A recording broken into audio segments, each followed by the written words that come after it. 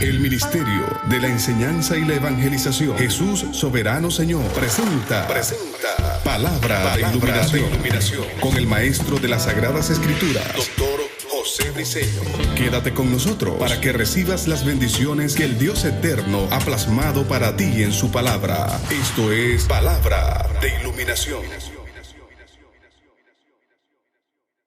Bendiciones, de nuevo el Maestro José Briceño, transmitiendo verdades del reino, la verdad verdadera, la verdad absoluta, transmitiendo parte del pensamiento de Dios, parte del pensamiento de las tinieblas, de lo que está registrado en el texto sagrado, de cómo piensan las tinieblas, Satanás, los demonios, los súbditos, y estamos también presentando parte del pensamiento de los hombres que dieron su opinión y en ella se equivocaron, expresaron y dijeron cosas que no están en lo cierto, pero fue inscrito por inspiración.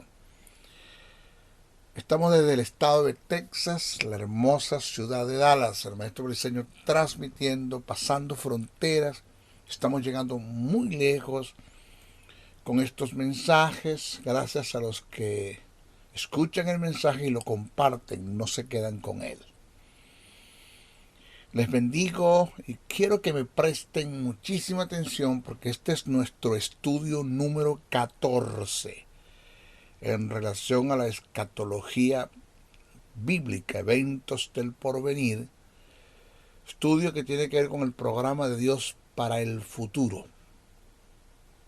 Nos toca hoy empezar a trabajar, a presentar, a desarrollar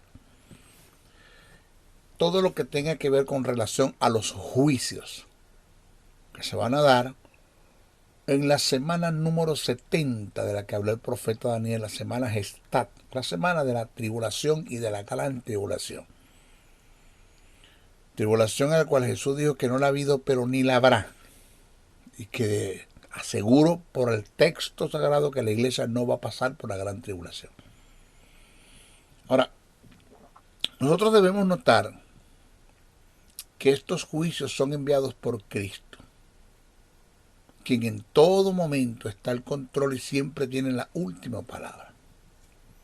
Ahora, vamos a notar y veremos que según el Cordero vaya abriendo los 7 sellos del libro, vamos a hablar de los sellos, vamos a hablar de los jinetes de Apocalipsis y vamos a hablar del derramar de las copas.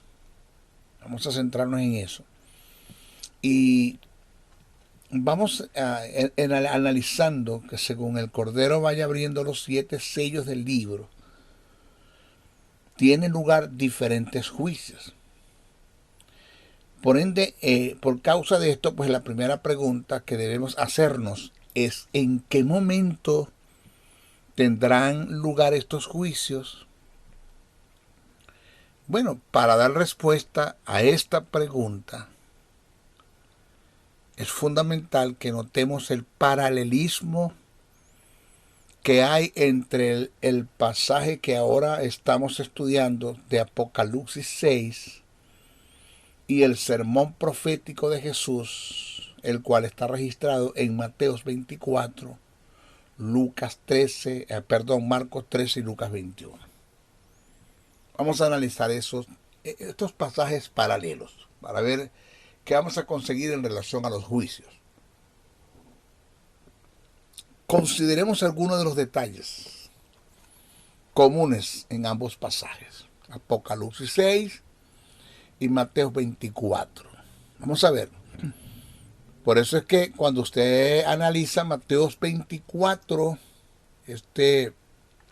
lo que está registrado según el evangelista Mateo, según Marcos también que lo plasmó en su capítulo número 13 y Lucas 21, pues nada de lo que está allí tiene que ver con la iglesia.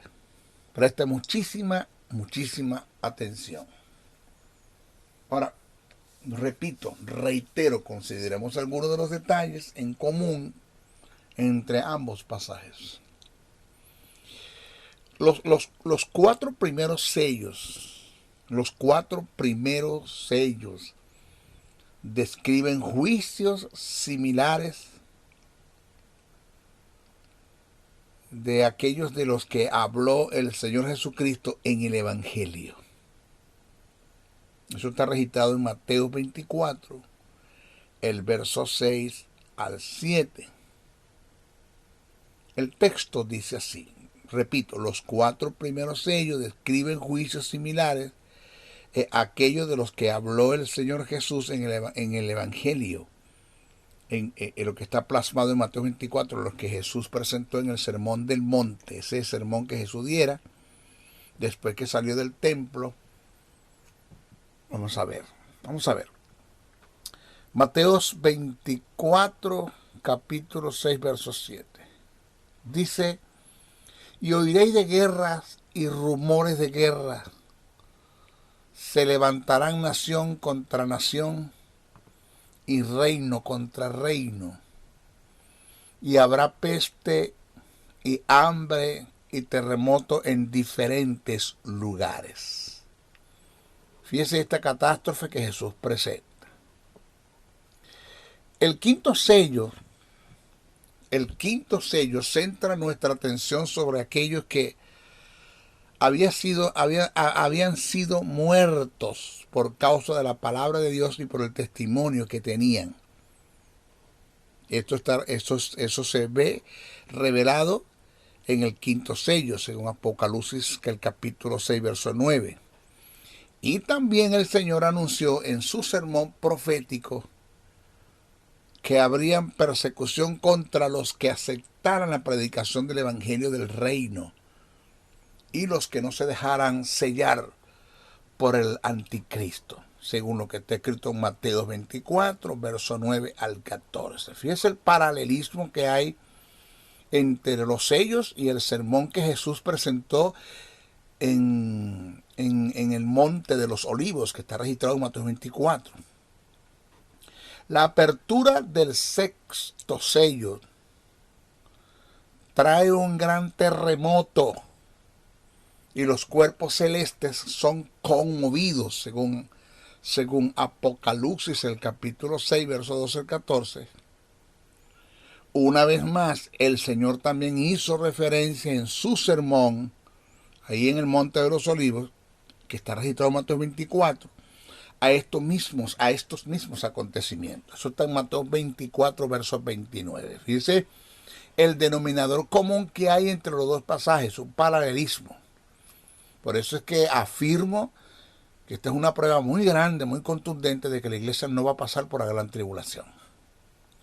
Mateo 24, verso 29 dice, cito, y inmediatamente después de la tribulación de aquellos días, el sol se oscurecerá y la luna no dará su resplandor, y las estrellas caerán del cielo y las potencias de los cielos serán conmovidas. Por último, en la segunda parte del sexto sello, vemos a la humanidad pecadora y rebelde escondiéndose de la presencia aterradora del Cordero que viene a juzgar a los hombres, según Apocalipsis capítulo 6, versos 15 al 17. ¿Dónde está el paralelismo en Mateo 24? Bueno, ya lo vamos a tener acá.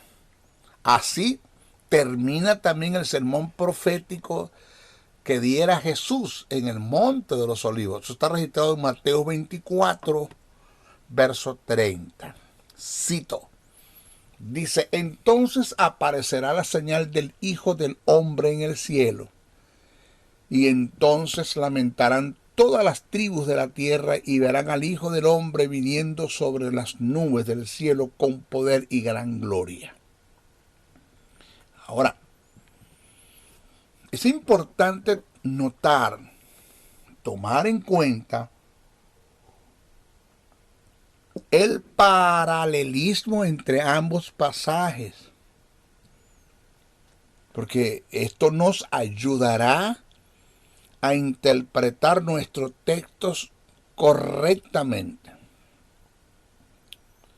El Señor Jesús, en su sermón, nos da ciertas claves de gran utilidad para ellos, para hacer una buena exégesis y entender bien el mensaje de lo que está escrito en el pasaje. Por ejemplo, habla de los primeros juicios. El Señor dice, pero aún no es el fin. Eso está en Mateo 24, verso 8. Pero aún no es el fin. Mateo 24, verso 6 dice, pero aún no es el fin. Todo esto será principio de dolores. Esto está en Mateo 24, verso 8. Ok. Aquí el Señor utiliza la figura de una mujer embarazada que empieza a tener dolores de parto, pero todavía no ha llegado el momento del alumbramiento. Será necesario que las contracciones sean más seguidas y los dolores más intensos. Entonces el niño estará listo para nacer. Y del mismo modo, estos juicios que son descritos en ambos pasajes siempre han estado presentes en este mundo, pero irán ganando en intensidad según se acerca el momento de la segunda venida del Señor. Otro detalle que hay que tomar en cuenta, que es muy importante acerca de estos juicios, es que son secuénticos. Oído, no olvide esto, señores, son secuénticos. Es decir, cuando comienza el juicio del segundo sello, no se termina el del primero, sino que ambos tienen lugar al mismo tiempo. Se empatan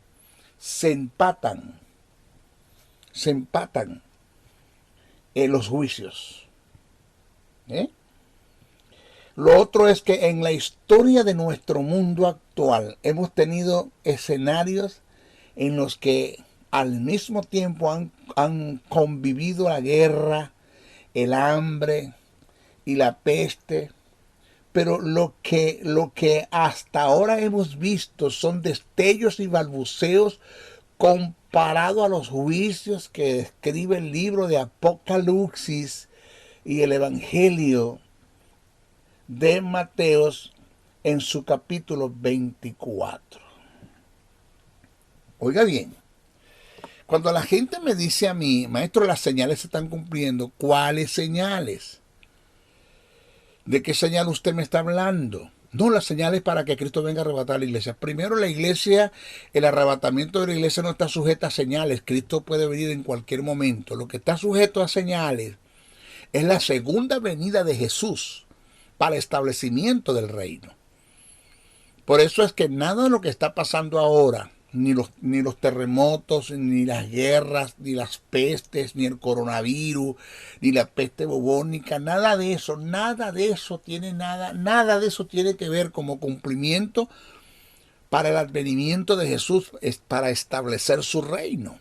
Porque dichas señales se van a dar en la semana número 70. Lo que está pasando ahora son destellos y balbuceos.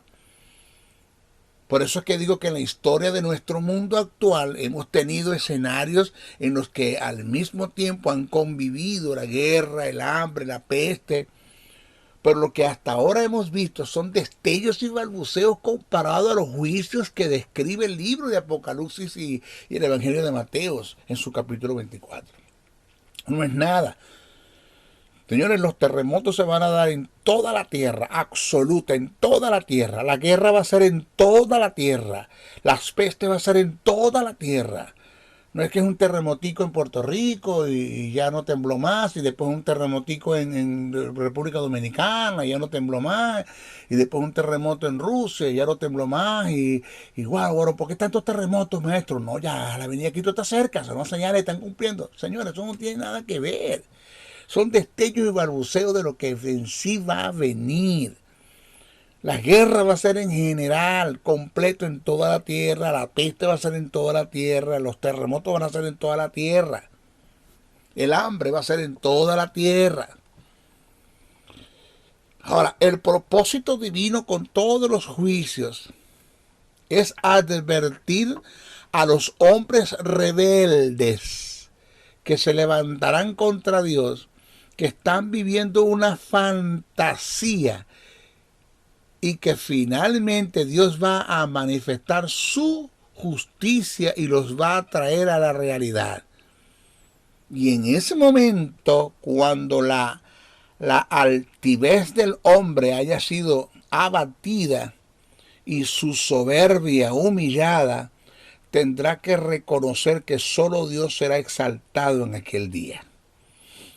Señores, oiga bien, ¿qué quiere usted decirme esto? Los terremotos que se van a dar en la semana número 70, la peste que se va a dar en la semana número 70, las guerras que se van a dar en la semana número 70, el hambre que va a dar en la semana número 70, toda la tribulación que va a venir sobre la tierra en esa semana son destellos y balbuceos en comparación para la tortura y el padecimiento que van a tener en el momento de condenación cuando sean lanzados al lago de fuego. Dice que ahí será el llorar y el crujir de diente. Ahora, voy a hacer una cronología. Lo que nosotros estamos viendo ahora como terremotos, guerras, rumores de guerra, pestes, en diferentes partes del mundo, son destellos y balbuceos en comparación para las guerras, los terremotos, las pestes y el hambre que va a venir en el aspecto general para el mundo entero, en la gran tribulación. Pero lo que se va a dar en la gran tribulación, en general, las pestes, los terremotos, las guerras y el hambre, son destellos y balbuceos como sufrimiento que se va a dar para aquellos que van a ser lanzados al agua de fuego, donde dice Jesús que será el llorar y el crujir de dientes. Eso no es nada comparado, nada comparado. Bueno, esto es para, señores, para analizarlo y para tomar en serio el asunto de que el único que nos puede a nosotros librar de todo esto es Jesús. El único que nos puede librar a nosotros de toda esta tribulación es Jesús. Que dijo, yo soy el camino, no un camino. Yo soy la verdad, no una verdad. Yo soy la vida, no una vida. Él es absoluto para llegar al Padre. Es el único que nos puede a nosotros salvar de la ira venidera, tanto de la gran tribulación, de lo que va a pasar en la gran tribulación, como también en el juicio eterno, que es el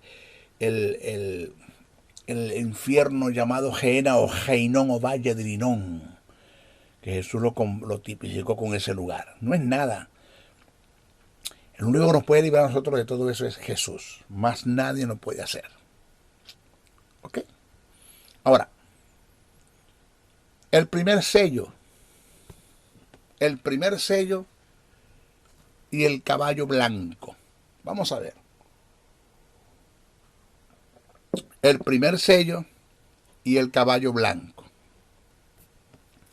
Apocalipsis capítulo 6, verso 1 al 2 dice, cito, vi cuando el Cordero abrió uno de los sellos y oí a uno de los 4 seres vivientes decir como con voz de trueno, ven y mira, ven y mira. Le dice a Juan, ven y mira. Juan dice y escribe, y miré. Y he aquí un caballo blanco. Y el que lo montaba tenía un arco, oiga, que no tiene flecha. Observe bien allí, un arco pero no tiene flecha. Y le fue dada una corona y salió venciendo para vencer. Típico de destruir, de acabar, de arrasar, de destrozar. Señores, la apertura de los sellos le da inicio a la intervención de Dios en el derramar su ira en los primeros 3 años y medio de la 70ª semana. Juicio que se dará mediante agentes humanos. Los juicios que se incrementarán al final de estos 3 años y medio de la semana Heftat, son revelados a la apertura del 7º sello, juicios que son anunciados y ejecutados al sonar de las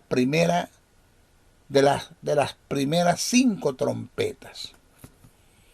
Estos juicios que se darán en los primeros 3 años y medio se caracterizan como la tribulación, pero el derramamiento de las copas revelan los juicios finales que se darán en las últimas 3 semanas y media, que demarcarán una gran tribulación como nunca la ha habido ni la habrá, según el testimonio de Jesús, el sermón que Jesús diera en el Monte de los Olivos, registrado en Mateo 24. Señores, cuando el Señor Jesucristo abre cada uno de los primeros 4 sellos, aparece 4 jinetes montados, 4 jinetes montando caballos de diferentes colores que traen juicio sobre la tierra. Vuelvo a repetir, cuando el Señor Jesucristo abre cada uno de los primeros 4 sellos, aparecen 4 jinetes montando caballos de diferentes colores que traen juicio sobre la tierra. Y debemos darnos cuenta que es el Señor que está en el trono celestial, de quien procede esta orden. Y notamos también que los 4 seres vivientes están conectados con la ejecución de los juicios divinos. Señores, el Señor Jesucristo es quien abre cada uno de los sellos. Pero son los 4 seres vivientes quienes con voz de trueno llaman a los jinetes a salir. Ellos son los que le dan la partida a los jinetes en sus caballos. El texto dice que Juan escuchó una voz potente.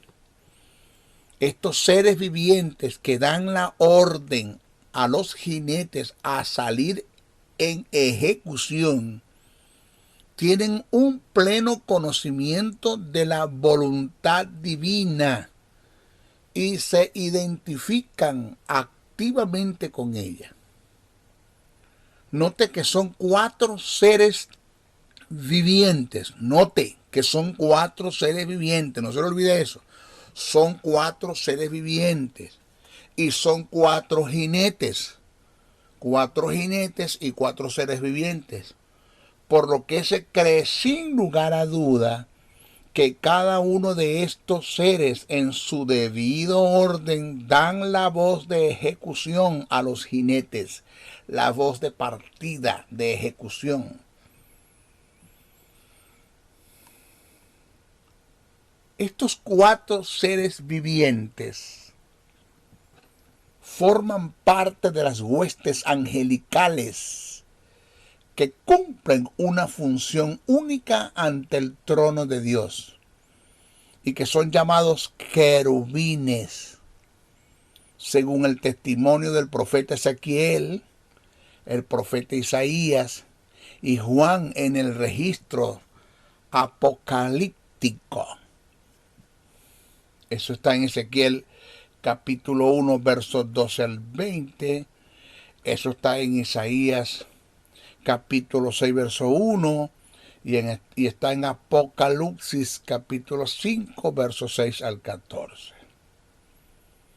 Estos 4 seres tienen rasgos distintivos diferentes. El primero es semejante a un león, el segundo semejante a un becerro, el tercero tenía rostros como de hombre, y el cuarto era semejante a un águila.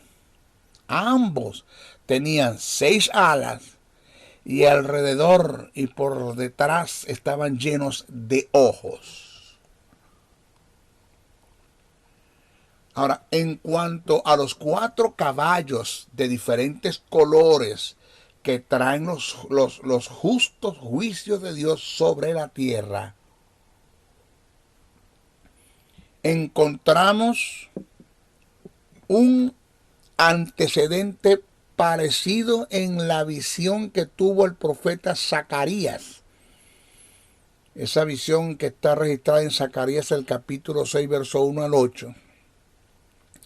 También aquí en Apocalipsis, los caballos y sus jinetes son fuerzas de destrucción y agentes de la ira de Dios que llevan a cabo o ejecutan la ira de Dios, esa ira divina.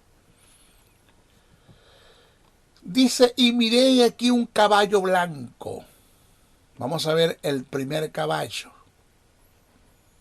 Juan está observando todo lo que ocurre y el primer caballo que ve que aparece en la escena es de color blanco.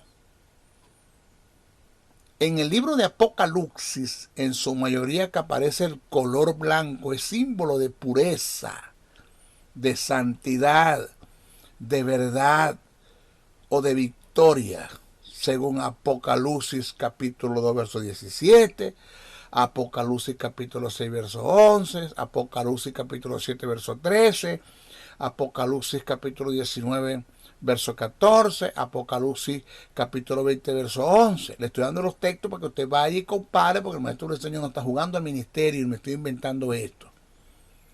Usted tiene que ser como los estudiantes de Berea, que vayan y ellos iban y verificaban si lo que Pablo estaba diciendo era la verdad. Ahora, pero una excepción, en este caso, cuando hablamos del caballo blanco, el color blanco allí tiene una muy gran diferencia. En este caso no es aplicable, por razones que más adelante vamos a presentar. Ahí el caballo blanco no tiene nada que ver con pureza, con santidad, con verdad, con victoria, nada que ver con eso. ¿Ok?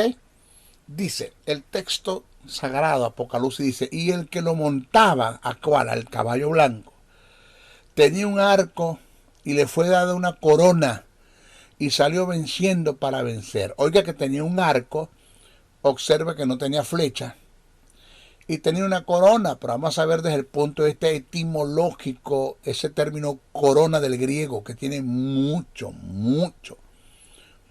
significado, y cuando conocemos la etimología o el término que se utilizó allí para referirse a la corona que llevaba este jinete, el caballo blanco, le va a dar más luz a lo que está escrito.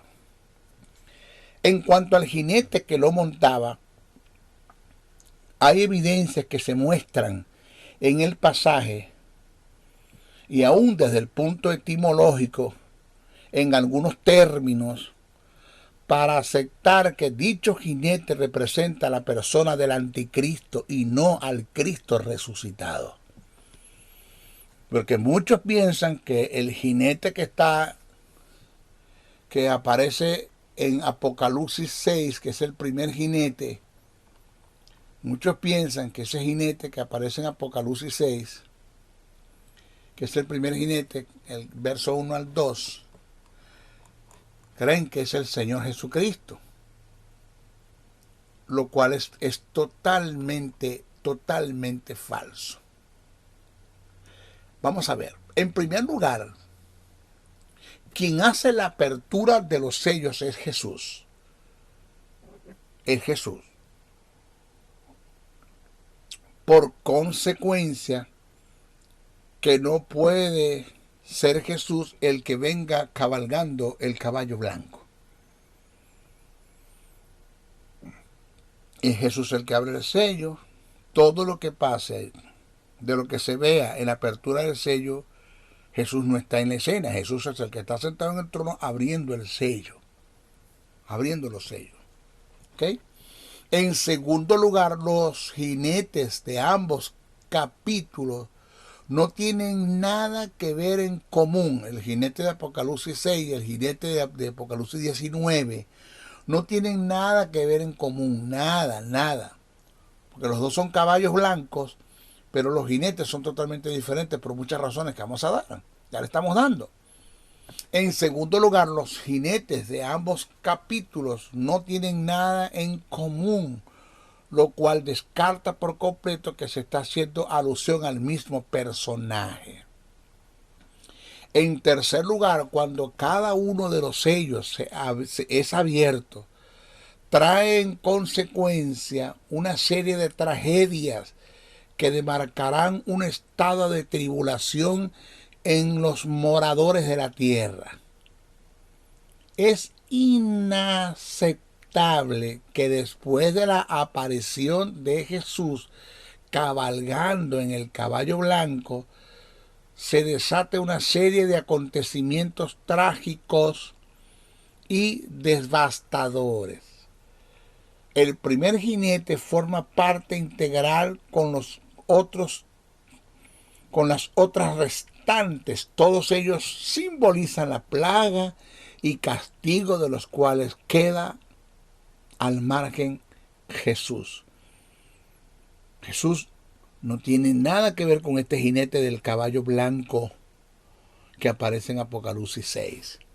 En cuarto lugar, no debemos comparar el jinete del caballo blanco representado en este pasaje con el que está, Apocalipsis 6, con el que está revelado en Apocalipsis 19, verso 11, por razones que voy a presentar.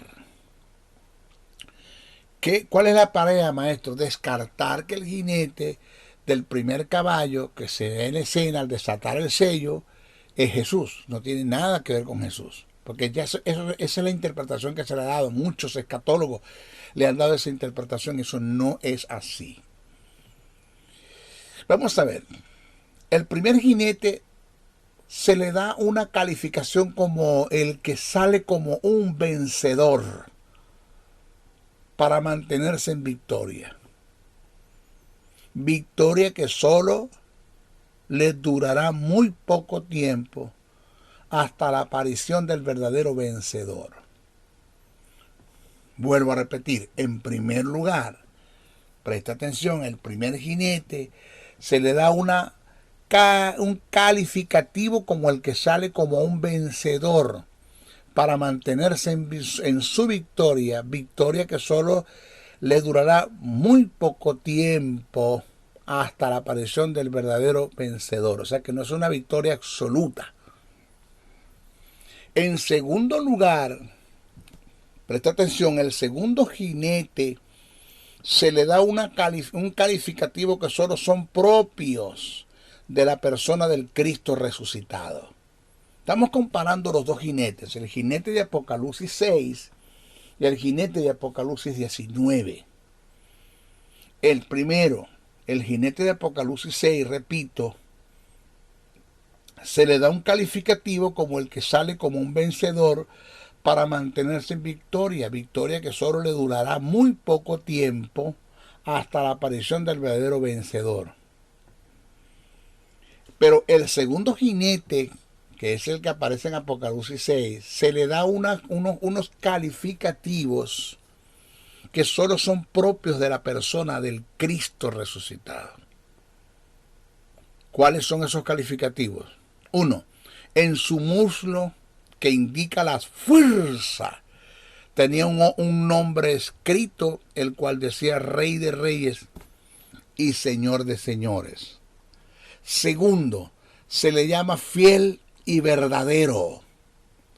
Tercero, su mirada como de fuego, que muestra su omnisciencia y su omnisapiencia, con el cual discernirá y juzgará todas las naciones. Cuarto, su ropa teñida en sangre, tipo de su sacrificio con el cual pudo redimir del pecado al grupo que le seguía como evidencia, con vestiduras blancas de lino fino, limpio y resplandeciente, tipo de una generación absoluta, regenerada. Y el otro es, se le califica como el verbo de Dios, mostrando su divinidad. ¿Ok? Seguimos estudiando los dos jinetes.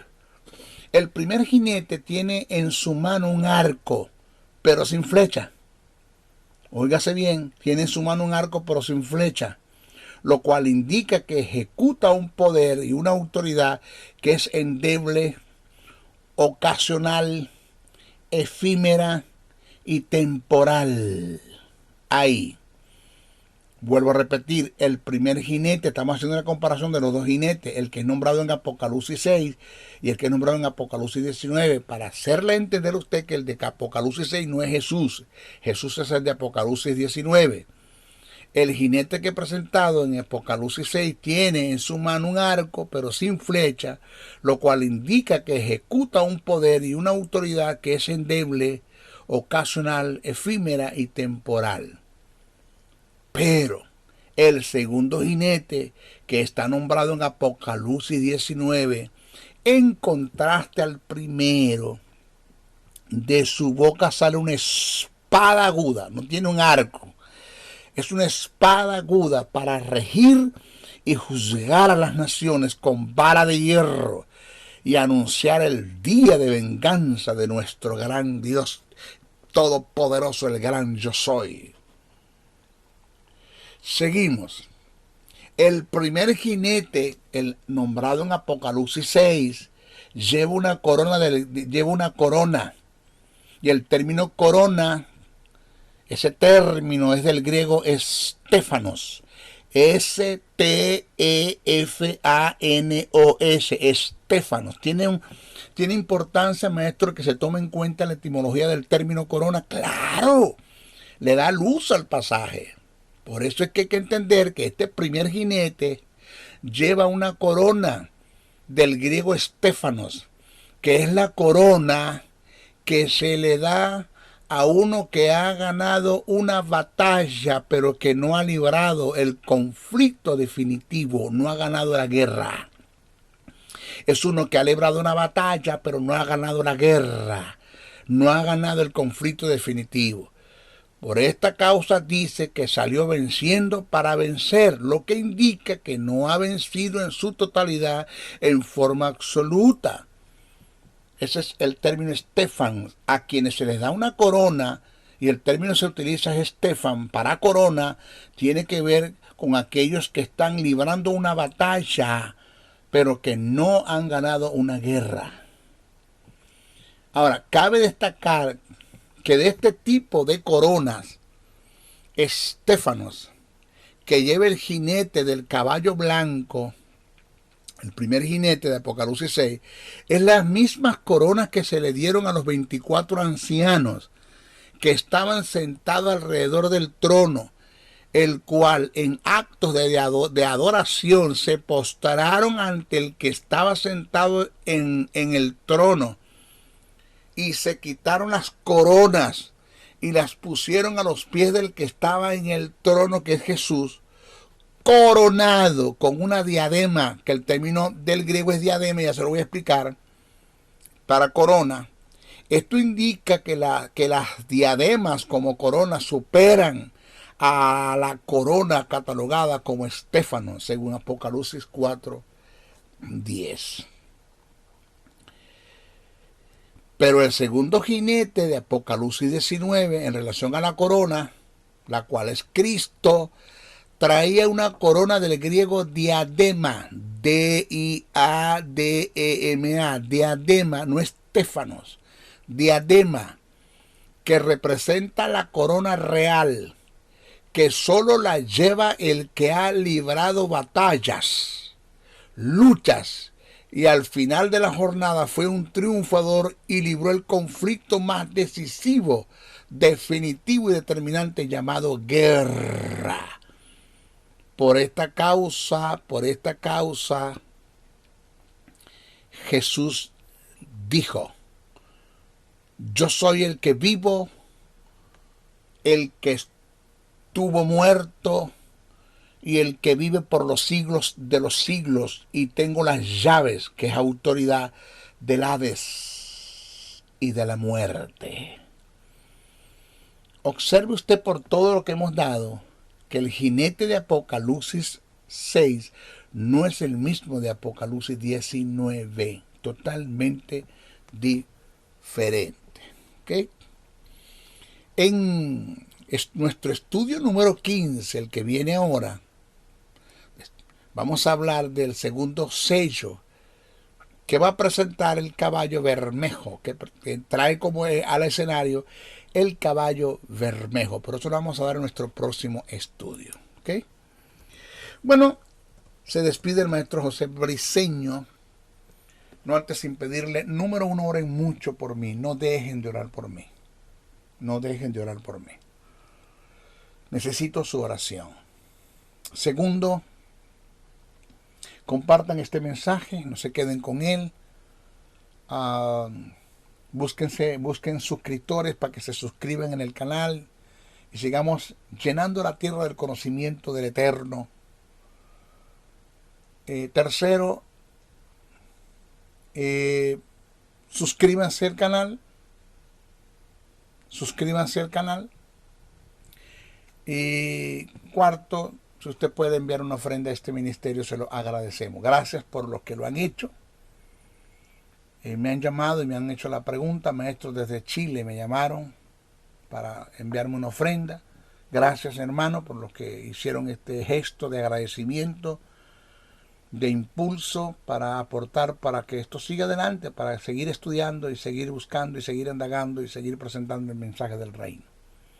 A mí me dio Dios el conocimiento y el llamado de maestro para enseñar. A ti te dio una empresa, te dio dinero para que sostengas a los que están haciendo ese trabajo. El obrero es digno de su salario. Eso lo dijo el apóstol Pablo. Jesús dijo, no pondrás a gozar el buey que trilla. ¿Ok? Encárgate tú de sostener el ministerio financieramente y yo me voy a encargar de seguir estudiando para seguirte enseñando. ¿Cómo lo hacemos, maestro? Bueno, hágame la pregunta por a través del correo. Ahí está mi correo, josén77briceno a77@gmail.com. Briceno con C y con N. O está mi número telefónico, 786-604-3352. Ese es mi número de WhatsApp. Usted me escribe, yo lo anoto, envíe su nombre y lo ponemos en el grupo de Palabra de Iluminación y le doy la información de cómo usted puede aportar una ofrenda. Se despide el maestro José Briceño. Hasta nuestra próxima oportunidad. Bendiciones, bendiciones, bendiciones. El Ministerio de la Enseñanza y la Evangelización, Jesús Soberano Señor, presentó Palabra de Iluminación. Te invitamos a un nuevo espacio de corte similar por nuestros diferentes medios de comunicación. Contáctanos en los Estados Unidos al WhatsApp +01 786-604-3352 y a los correos josén77briceno@gmail.com y a maestrojosebriceno.blogspot.com. Bendiciones.